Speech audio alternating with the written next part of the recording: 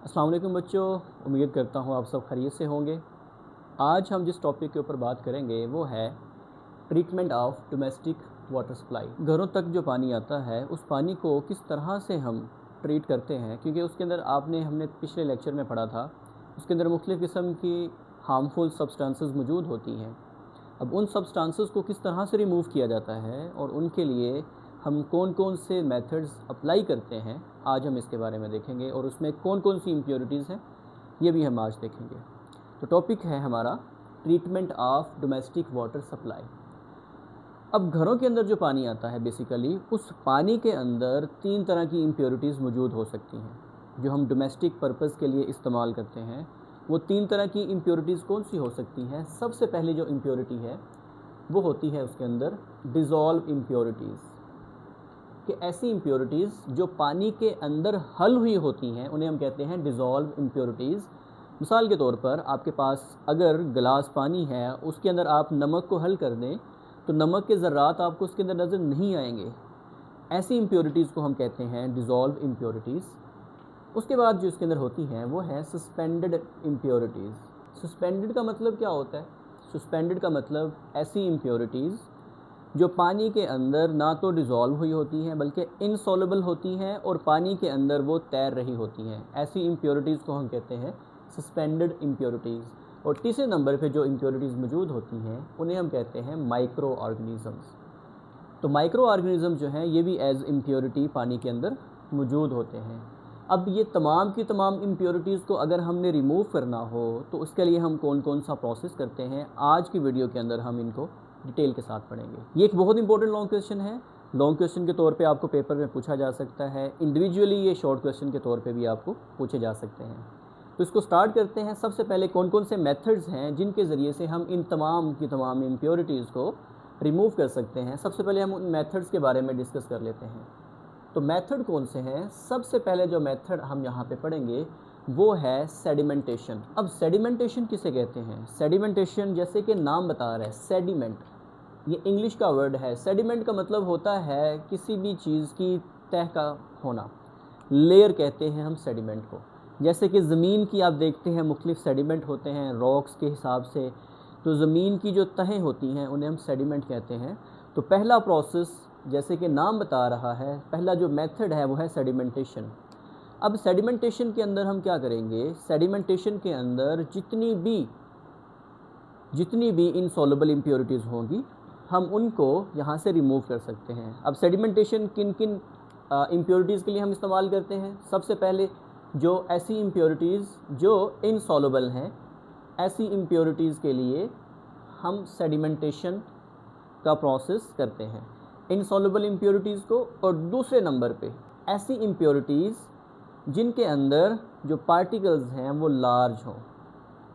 मिसाल के तौर पर कोई भी ऐसी चीज़ जैसे कि किसी पत्ते का पानी के अंदर गिर जाना, या इसी तरीके से किसी मिट्टी का पानी के अंदर गिर जाना, किसी पत्थर का पानी के अंदर गिर जाना, वो तमाम की तमाम जो इम्प्योरिटीज़ हैं ये लार्ज पार्टिकल्स के अंदर आएंगी। तो ऐसी इम्प्योरिटीज़ को रिमूव करने के लिए हम सेडिमेंटेशन का प्रोसेस करते हैं।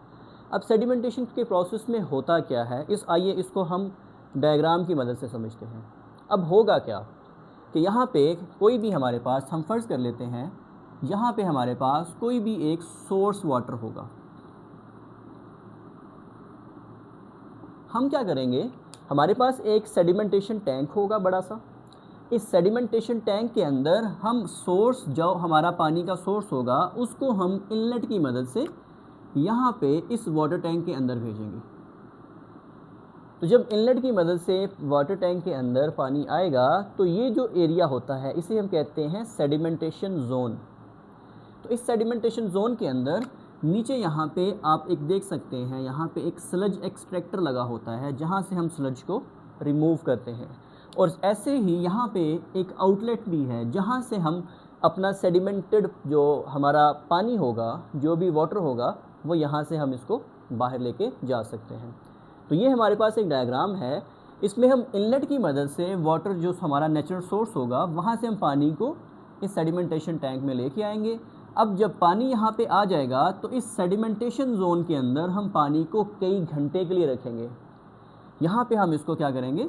यहाँ पे ये कई घंटे तक, सेवरल आवर्स तक यहाँ पे पानी जो है वो यहाँ पे हम इसको खड़ा रखेंगे। इससे क्या होगा कि इस पानी के अंदर जितने भी पार्टिकल्स होंगे, मिसाल के तौर पर जो प्लांट पार्ट होंगे, प्लांट के लीव्स हो गए, इसके अलावा जो सैंड हो गई या और भी इम्प्योरिटीज़ जो उस पानी के अंदर मौजूद होंगी, होगा क्या कि उनके ऊपर उनकी जो ग्रेविटी है, क्योंकि उसके ऊपर ग्रेविटी एक्ट करेगी, तो ग्रेविटी की वजह से जितनी भी ये इम्प्योरिटीज़ होंगी जो कि इनसॉल्युबल हैं, कुछ घंटे पानी को रखने की वजह से ये सारी की सारी इम्प्योरिटीज़ नीचे आके बैठ जाएंगी।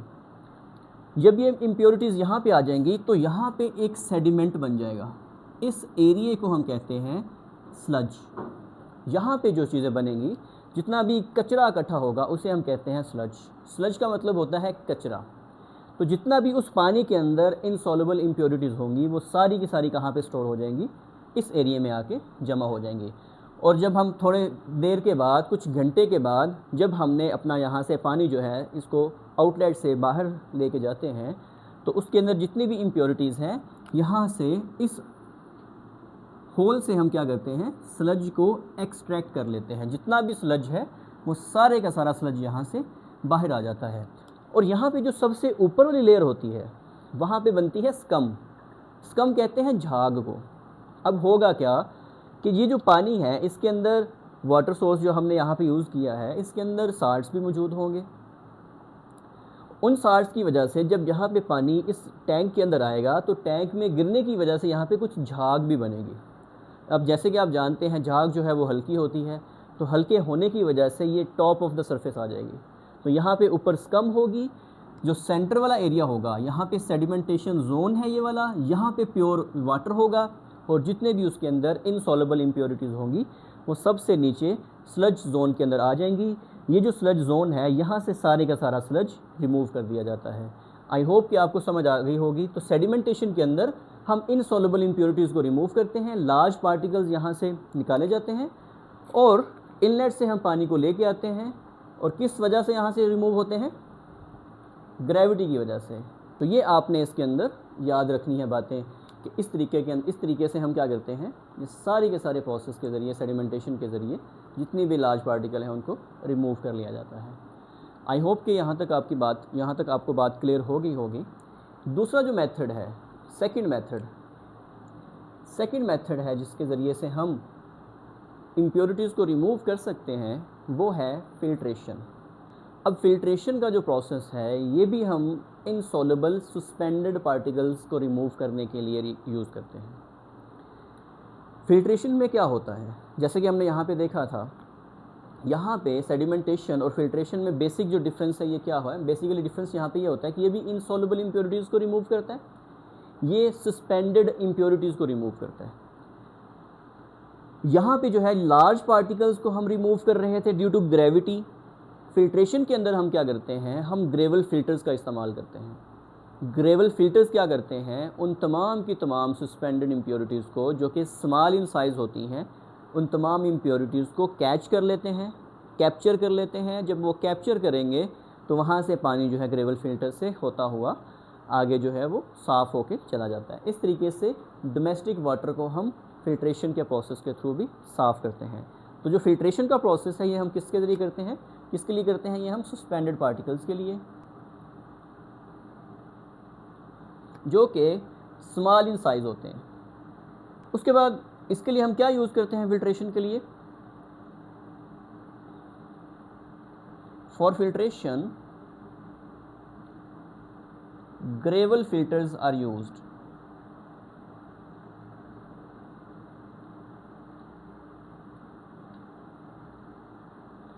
ग्रेवल फ़िल्टर्स का हम इस्तेमाल करेंगे। ये ग्रेवल फ़िल्टर्स क्या करेंगे, उन तमाम के तमाम सस्पेंडेड पार्टिकल्स को कैप्चर कर लेंगे। अच्छा, अब थोड़ा सा हम इसको एक्सप्लेन कर देते हैं ग्रेवल फ़िल्टर्स क्या होते हैं। ग्रेवल फ़िल्टर्स जो है ना, ये आपने देखे होंगे, जितने भी बड़े बड़े फ़िल्ट्रेशन प्लांट होते हैं उन फ़िल्ट्रेशन प्लांट्स के अंदर आपने देखा होगा कि बाहर जो है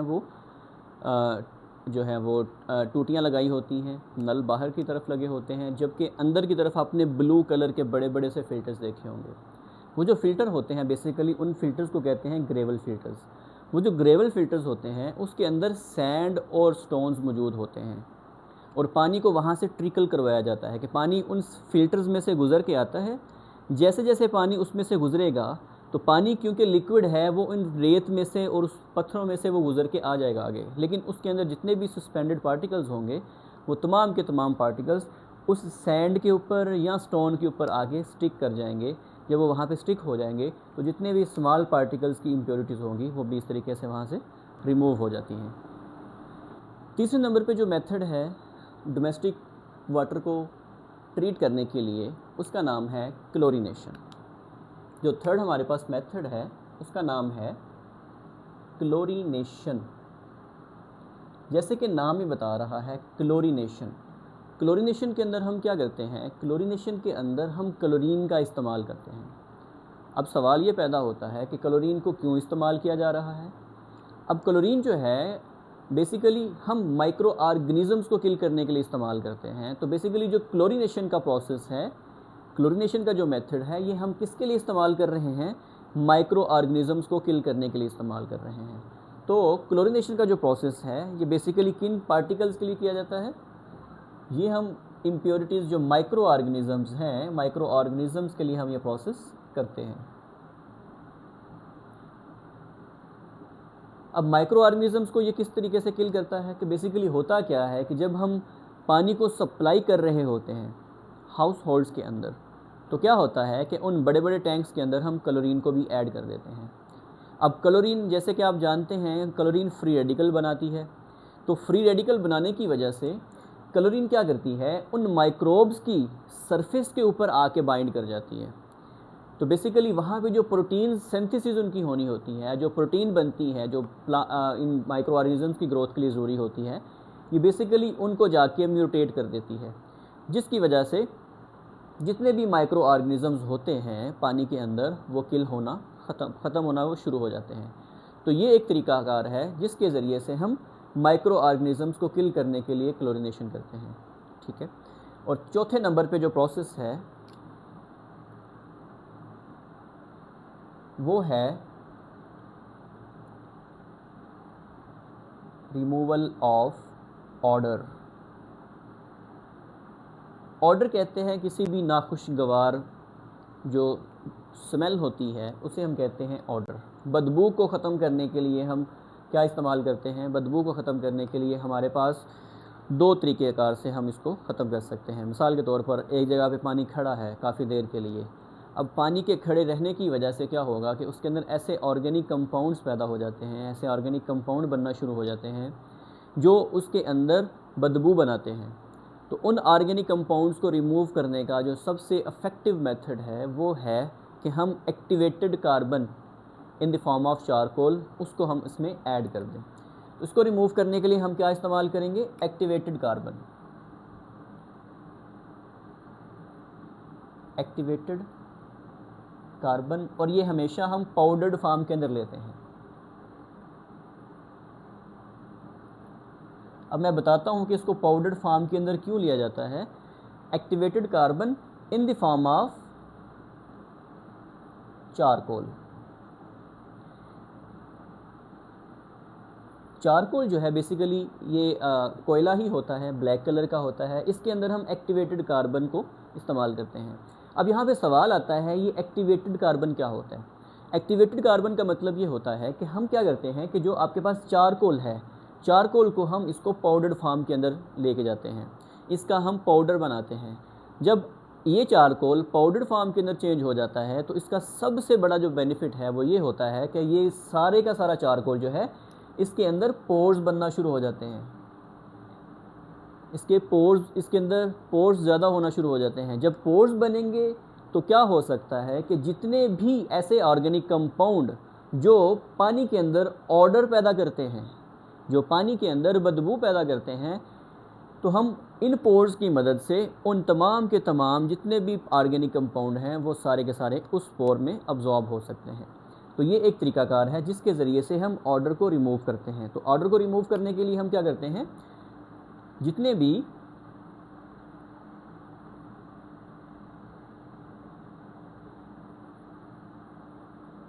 ऑर्डर प्रोड्यूसिंग कंपाउंड हैं,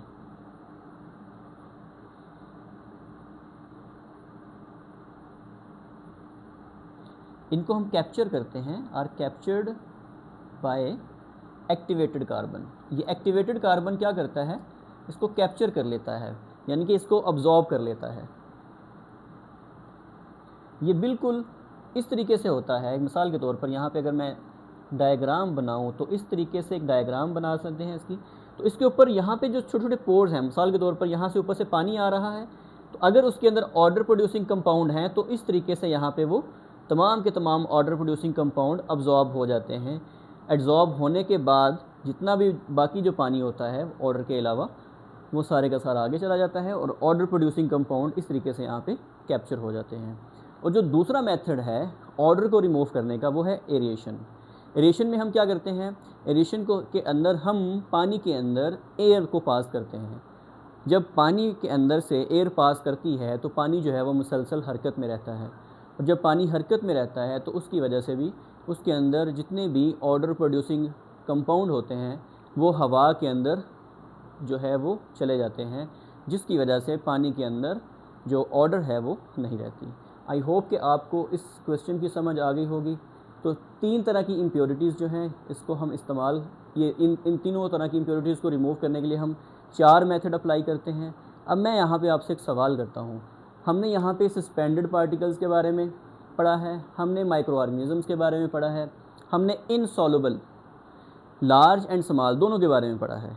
अब मेरा आपसे सवाल ये है कि अगर हमने डिज़ोल्व इम्प्योरिटीज़ को रिमूव करना है किसी भी एक पानी के सैंपल में से, तो हम किस तरीके से इसको रिमूव करेंगे?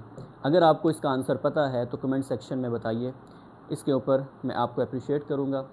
अगर आपको नहीं पता तो फिर मैं इसको बाद में एक्सप्लेन कर दूँगा थोड़ा सा कि डिज़ोल्व इम्प्योरिटीज़ को किस तरीके से हम रिमूव कर सकते हैं। आई होप कि आज के टॉपिक की आपको समझ आई होगी। अगर इसके बारे में आपका कोई सवाल है, कोई क्यूरी है तो आप पूछ सकते हैं। इस पूरे के पूरे टॉपिक को मैं एक चंद इसको समराइज़ कर देता हूँ। समराइज़ करने के लिए मैं आपको बता देता हूँ कि पानी के अंदर 3 तरह की इम्प्योरिटीज़ होती हैं। इन 3 तरह की इम्प्योरिटीज़ को रिमूव करने के लिए हम डिफरेंट मेथड अप्लाई करते हैं। जैसे कि अगर सस्पेंडेड पार्टिकल्स हैं उनको रिमूव करना है और वो बड़े पार्टिकल्स हैं तो उसके लिए हम कौन सा मेथड अप्लाई करेंगे? उसके लिए हम सेडिमेंटेशन का प्रोसेस अप्लाई करेंगे। सेडिमेंटेशन के अंदर हमने सारी डिटेल में पढ़ा है। इसके बाद अगर ऐसा पार्टिकल है जो कि सस्पेंडेड है लेकिन स्मॉल पार्टिकल है तो उसके लिए हम फिल्ट्रेशन का इस्तेमाल करते हैं। फिल्ट्रेशन के अंदर हम ग्रेवल फिल्टर्स का इस्तेमाल करते हैं जिसके अंदर रेत वगैरह होती है। तो रेत क्या करती है, उन तमाम के तमाम सस्पेंडेड पार्टिकल्स को वहाँ पे कैप्चर कर लेती है। तीसरे नंबर पे हमने पढ़ा है क्लोरीनेशन। क्लोरीनेशन के अंदर हम माइक्रो ऑर्गेनिज़म्स वाली जो इम्प्योरिटीज़ हैं इनको रिमूव करने के लिए इस्तेमाल करते हैं।